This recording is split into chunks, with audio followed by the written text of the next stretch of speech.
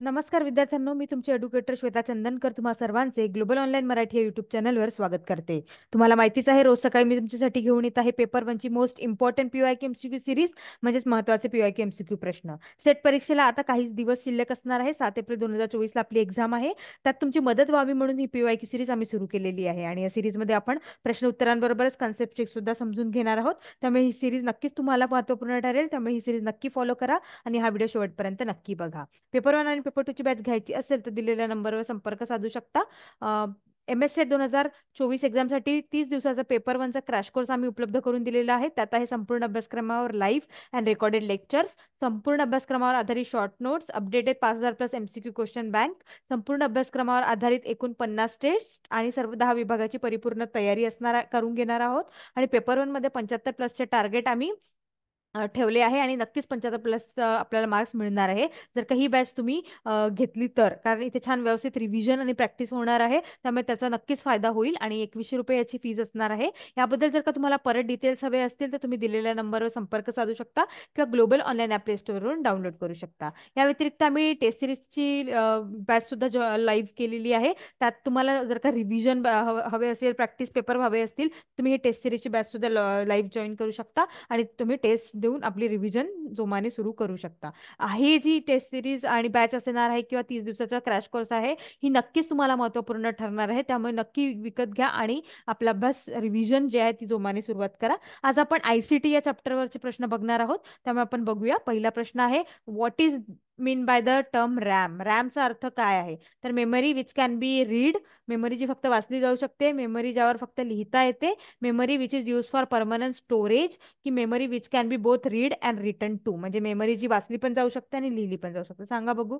तर कसं असतं, रॅम ही रॅन्डम एक्सेस मेमरी आहे. RAM is in the form of computer चिपच्या फॉर्म मध्ये असते ती, आणि पॉवर कट झाल्यावर त्याचा डेटा इरेज होतोय आणि ती आहे वोलाटाईल मेमरी. ठीक आहे. त्यामुळे आपलं उत्तर काय असणार आहे?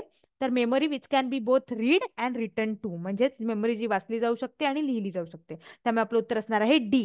ठीक आहे. त्यानंतर समोरचा प्रश्न आहे, what is the address specifying the location of web page, म्हणजे वेब पृष्ठाचे स्थान निर्दिष्ट करणाऱ्याचा पत्ता काय आहे? URL, DNS, HTML, HTTP. सांगा बघू काय असणार आहे? The address specifying the location of web page is a URL, Uniform Resource Locator, and it is an internet or intranet name that points to a location where file directory or website page is hosted, म्हणजे की हे एक internet किंवा intranet नेटच्या points through a location दाखवतात, file आणि directory किंवा hosted करतात वेबसाईट वगैरे. त्यामुळे आपलं उत्तर काय असणार आहे? URL असणार आहे. तर आपण व्हिडिओमध्ये एखादी प्रश्न घेत असतोय, तर HTTP चा फुल फॉर्म सांगा किंवा HTML चा फुल फॉर्म तुम्ही कमेंट सेक्शन मध्ये नक्की सांगा. व्हिडिओच्या शेवटी मी 15 प्रश्न घेतले असतील तर 15 पैकी तुम्हाला किती आले ते नक्की कमेंट सेक्शन मध्ये कळवा. आणि बघा, तिसरा क्वेश्चन आहे the convenient place to store contact information to for quick retrieval in email. ईमेलमध्ये त्वरित पुनर्प्राप्तीसाठी संपर्क माहिती संग्रहित करण्यासाठी सोयीस्कर ठिकाण आहे. काय आहे? ऍड्रेस बुक की मेसेज बुक? सांगा बघू. Address box, message box, book की बॉक्स? सांगा बघू काय असणार आहे. तर ते आहे ऍड्रेस बुक असणार आहे, की जे कन्व्हिनियंट होते स्टोअर करण्यासाठी कॉन्टॅक्ट इन्फॉर्मेशन, नाही का, त्याला ऍड्रेस बुक असे म्हटल्या जाते. सोयीस्कर होते ते संपर्क माहिती संग्रहित करण्यासाठी. त्यामुळे आपलं उत्तर काय असणार आहे? ती असणार आहे. त्यानंतर a computer has memory of 960 K bytes. What is the exact number of bytes contain in the memory? अशा प्रकारचे ICT मध्ये प्रश्न आजकाल खूप विचारले गेलेले आहे. त्यामुळे यावर नक्की तुम्ही याची नक्की प्रॅक्टिस करा. संगणकाची मुख्य मेमरी 960 KB बाईट्स मध्ये असते. या मेमरीमध्ये असलेल्या बाईटची नेमकी संख्या किती? तर 960 × 8, 960 × 1000, की 960 × 1024, की 960 × 1024, 1024. आता बघा, आपल्याला माहिती आहे एका याच्यामध्ये किती असतात? 1 KB मध्ये 1024 बाईट्स. ठीक आहे, बाईट्स असतात. तर इथं हे कटलं 1024 नाही, इथे 1024 नाही, त्या दोघांमधून असणार आहे. तर सांगा बघू काय असणार आहे. 1 KB काय असते? 1 KB इक्वल टू 1024 बाईट. आणि त्यामुळे कसं असणार आहे मग हे? आपलं उत्तर काय असणार आहे? इथं के बाईट्स विचारले आहे ना, तर 960 × 1024 हे काय असणार आहे? आपलं उत्तर असणार आहे. ठीक आहे. जी बाईट्स असतं तर कदाचित जी बाईट्स असतं तर आपलं खालचं उत्तर असतं, डी असतं आपलं उत्तर. ठीक आहे. पण इथं के बाईट्स विचारलं, त्यामुळे आपलं उत्तर काय असणार आहे? सी असणार आहे. समोरचा प्रश्न आहे, select the option that shows the storage devices in order of capacity from lowest to high, सर्वात कमी ते उच्चतम क्षमतेच्या क्रमाने स्टोरेज साधने दाखवणारा पर्याय निवडा. सीडी रोम आधी येईल, मग डीव्हीडी रोम येईल, मग ब्लू रे येईल का, की पहिले ब्लू रे येईल मग CD ROM DVD ROM, third आधी CD ROM blu ray DVD ROM, काय असणार आहे सांगा बघू. सर्वात आधी काय येईल? लोएस्ट टू हायेस्ट विचारलं आहे. तर पहिले येईल सीडी रोम. आता सीडी रोम आलं तर हे तीन ऑप्शन्स आले, हे ऑप्शन कट झालं. ठीक आहे. त्यानंतर येईल डीव्हीडी. डीव्हीडी येईल, त्यामुळे हे ऑप्शन बरोबर आहे, हे ऑप्शन बरोबर आहे. यातून कटले. ठीक आहे. त्यानंतर दोन्ही सेम आहे. मग आपलं उत्तर काय असणार आहे? आपलं उत्तर असणार आहे सीडी रोम आधी, त्यानंतर डीव्हीडी रोम, त्यानंतर ब्लू रे. ठीक आहे. तर सीडी रोमचं काय असते? 700 MB वगैरे असते. आणि डीव्हीडी रोमचं असते 8 to 9 GB. आणि ब्लू रेचं असते 25 GB स्टोरेज, नाही का? ठीक आहे. त्यामुळे आपलं उत्तर काय असणार आहे? हे ए आणि डी सेमच आहे, त्यामुळे ते ऑप्शन थोडंसं हे झालं असेल. तर हे काय उत्तर असणार आहे? ए असणार आहे याचं. पण डी पण आहे, कारण आता आपलं सेम सेमच आहे ते, त्यामुळे. पण सीडी रोम आधी येईल, त्यानंतर डीव्हीडी रोम, त्यानंतर ब्लू रे असं येईल. ठीक आहे. त्यानंतर समोरचा प्रश्न आहे operating select the true statement about operating system. Operating system बद्दल खरे विधाने ओळखा असं म्हटलेलं आहे. तर काय आहे? And OS control peripherals allocates memory आणि organise data into fields and records. म्हणजे एक ओएस परिधीय नियंत्रित करते, मेमरी वाटप करते आणि फील्ड अँड रेकॉर्ड मध्ये डेटा आयोजित करते. की OS provided protection against viruses and control peripherals. OS ने व्हायरस आणि कंट्रोल पेरिफेरल्स पासून संरक्षण प्रदान केले आहे. की परिधीय नियंत्रित करते, मेमरी आणि प्रोसेसरला वेळ वाटप करते. की and OS controls the processor and peripherals and allows the user to connect to internet. की म्हणजे ओएस प्रोसेसर आणि पेरिफेरल्स नियंत्रित करते आणि वापरकर्त्याला इंटरनेटशी कनेक्ट करण्याची परवानगी देते. सांगा बघू काय असणार आहे ऑपरेटिंग सिस्टीम.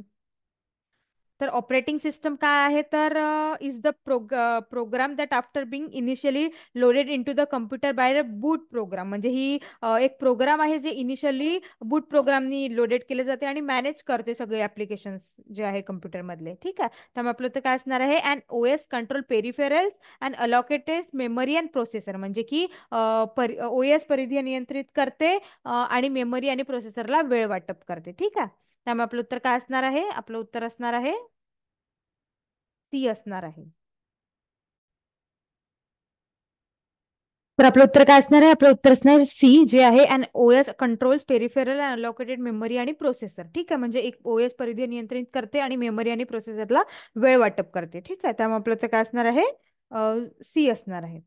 त्यानंतर समोरचा प्रश्न आहे which of the following is a type of malware intentionally inserted into a software that will set off a malicious function which specified conditions are. म्हणजे खालीलपैकी कोणत्या प्रकारचा मालवेअर इंटिल इन्सर्ट इंटॉग ही सॉफ्टवेअर सिस्टीम आहे ती निर्दिष्ट अटी पूर्ण केल्यावर दुर्भावनापूर्ण कार्य सेट ऑफ करते. म्हणजे की त्याचा खूप असा मॅलिशियस फंक्शन करते आणि आपल्या कंडिशन्सला तो हे करते.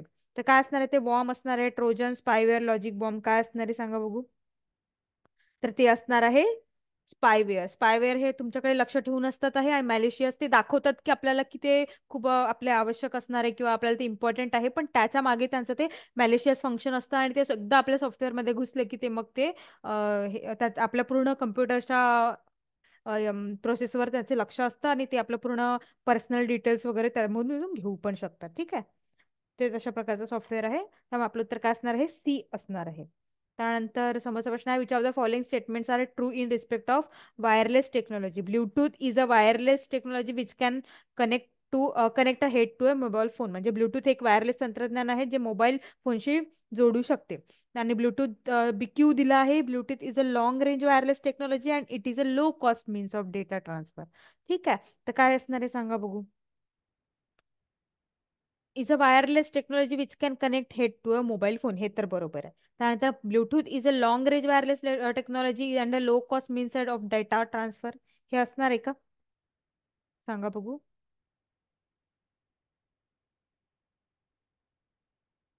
तर आपलं उत्तर काय असणार आहे? ए असणार आहे जे वरचं आहे. Bluetooth is a wireless technology which can connect a head to a mobile phone, हे बरोबर असणार आहे. ठीक आहे.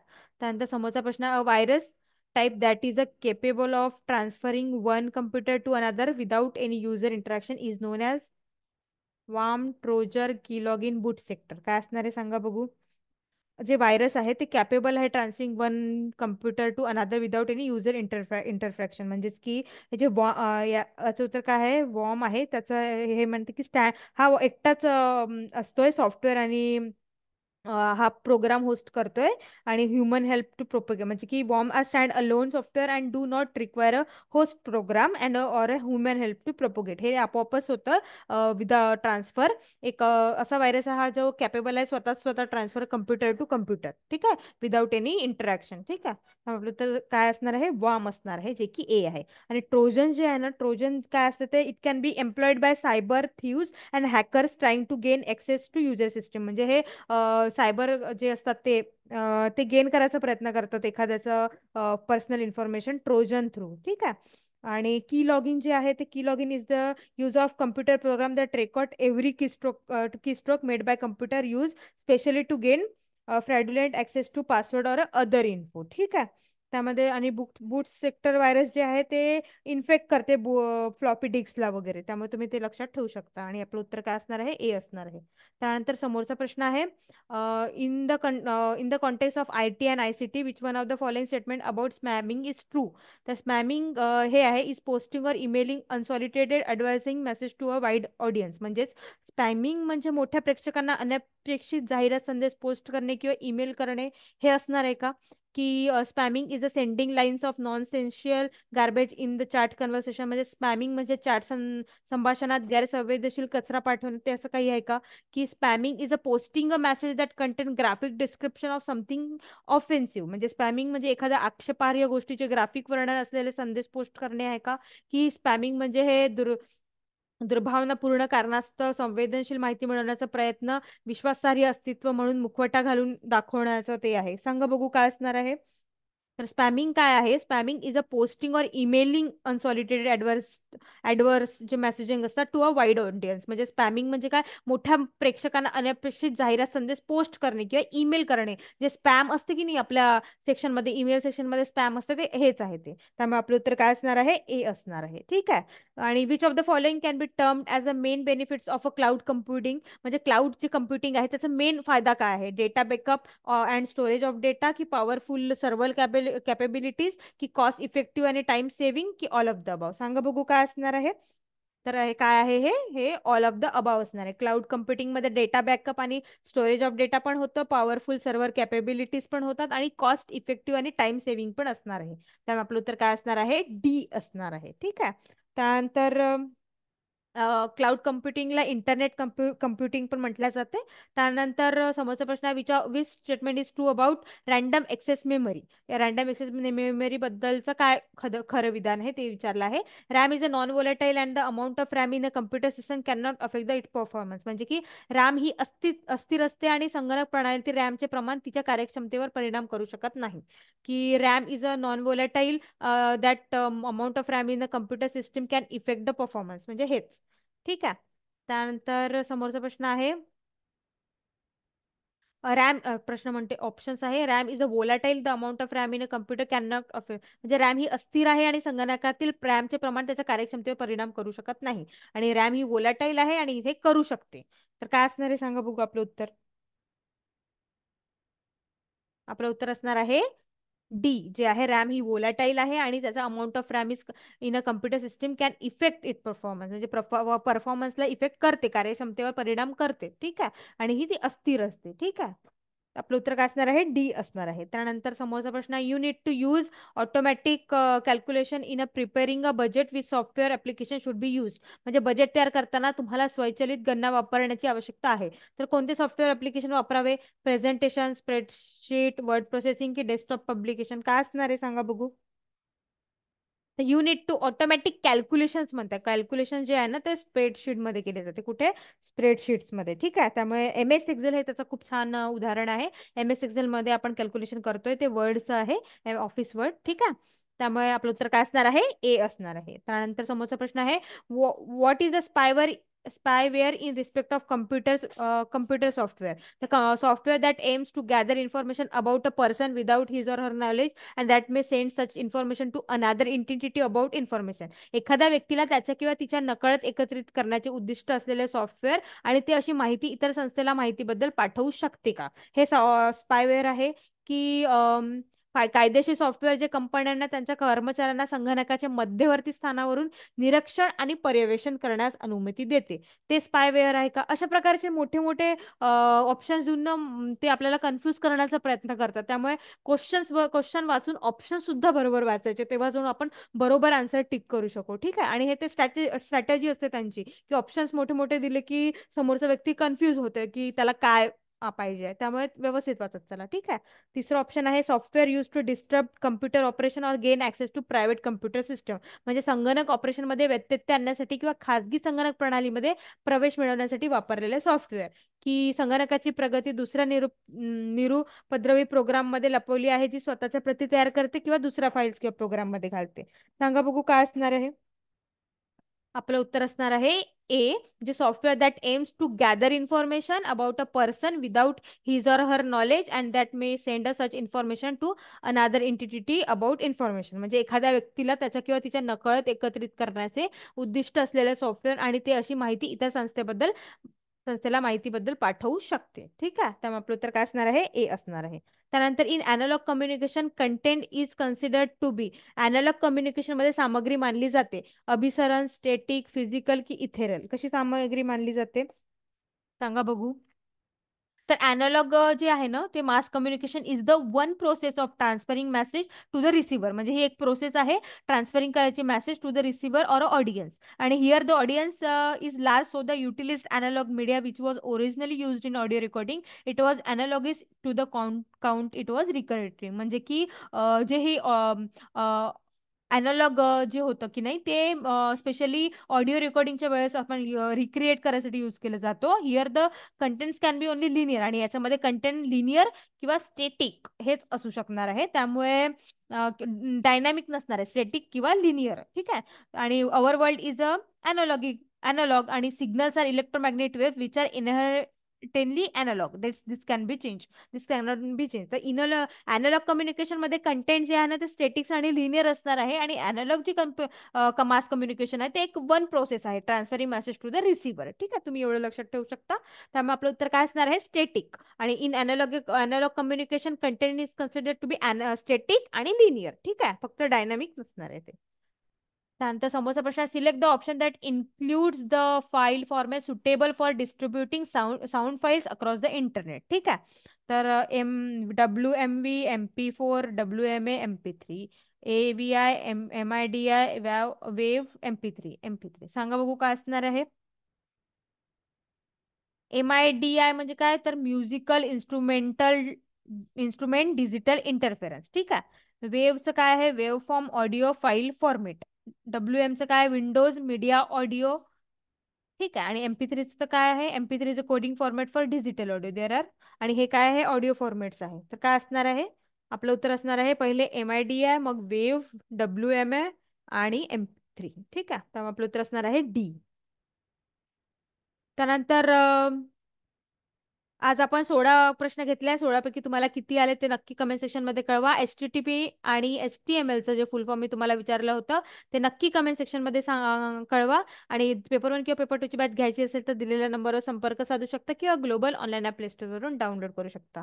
आणि जर का तुम्हाला क्रॅश कोर्स घ्यायचा असेल तर नक्की घ्या, कारण आता रिव्हिजनसाठी आपल्याला कमी कमी वेळ उरला आहे. किंवा टेस्ट सिरीज घ्या, त्याच्याने तुमची छान प्रॅक्टिस होणार आहे. व्हिडिओ शेवटपर्यंत पाहिल्याबद्दल धन्यवाद. अभ्यास करा. थँक्यू.